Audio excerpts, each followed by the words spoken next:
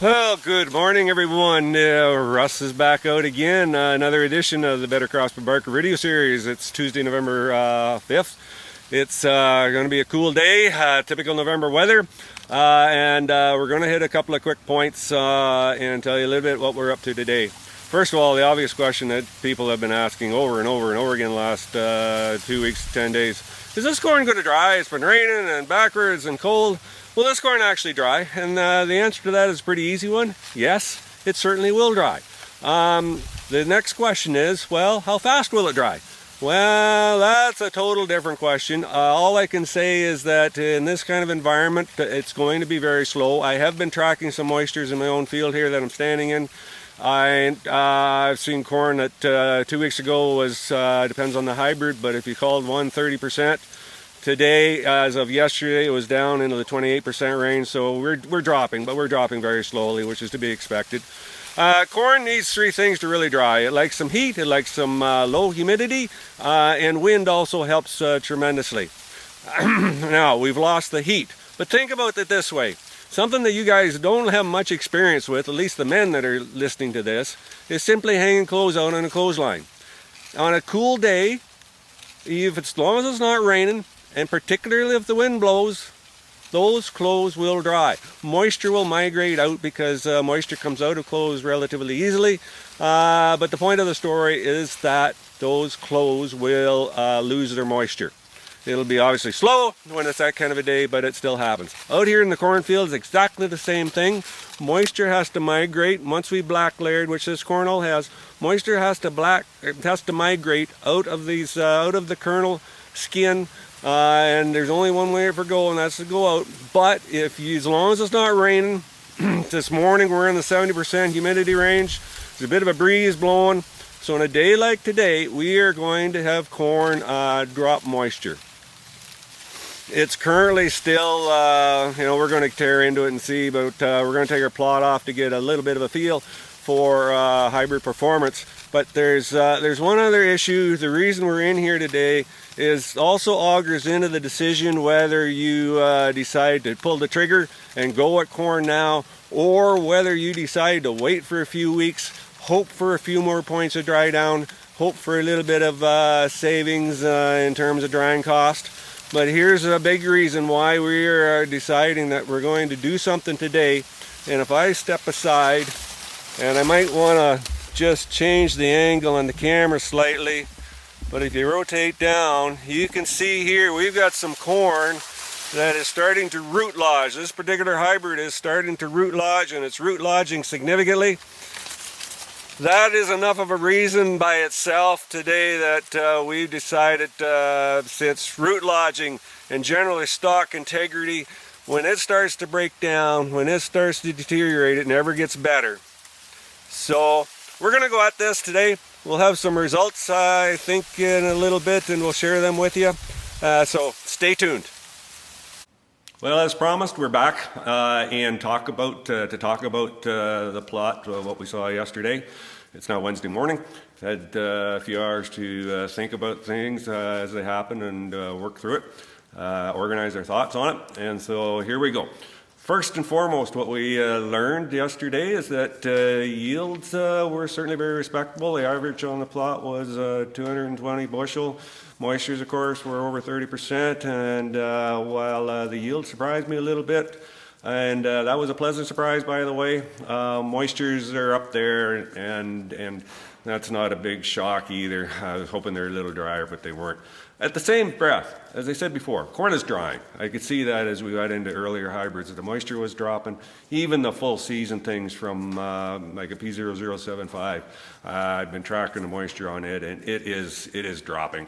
It's behaving like corn. So the other thing that we saw is that when you look at samples, you take a sample and look at it very closely across the majority of hybrids. There's been a lot of chatter about this black layer, brown layer, etc., and the whys and the wherefores and all that of brown layer. And when you look at this corn, you actually will see a variety of colors. You'll see a good firm black layer on some kernels. You'll see kind of a milky, pasty brownie layer on others. And some there's hardly, you can't really even find a black layer on them. So this whole thing about the black layer development, folks are studying it pretty closely and trying to analyze why and where it happens.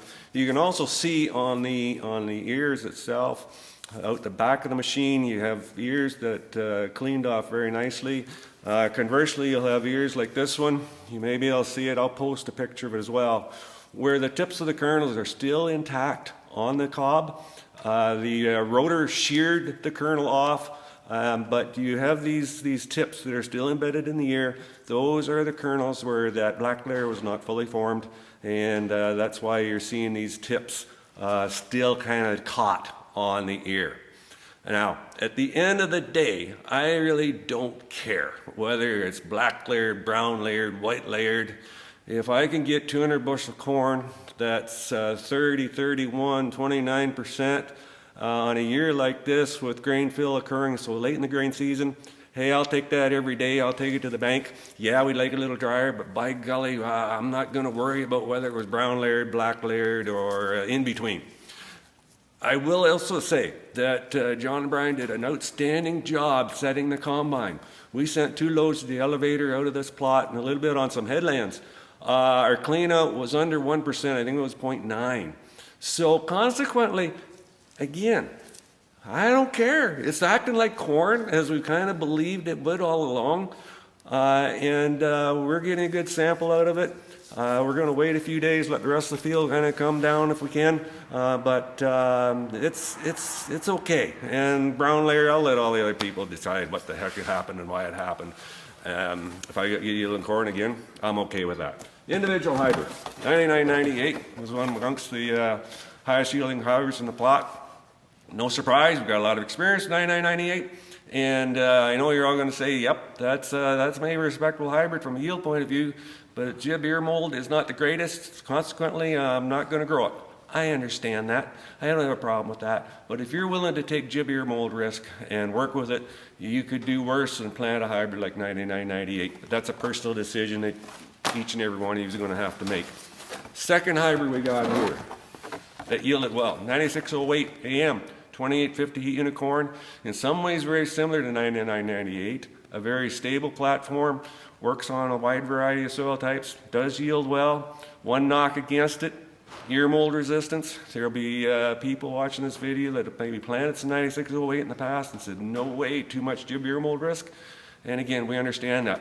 Real quickly, what we're going to do again this year is follow up with some grain samples to the lab. We're going to look at some DON analysis, not in the way we did last year, not to that extent, but we are going to do some individual hybrid analysis to see if the trends last year kind of reflected in a year where we have very low jib. We know we're not going to find much in terms of DON levels, but we're going to play an experiment and look at that as well this coming harvest season.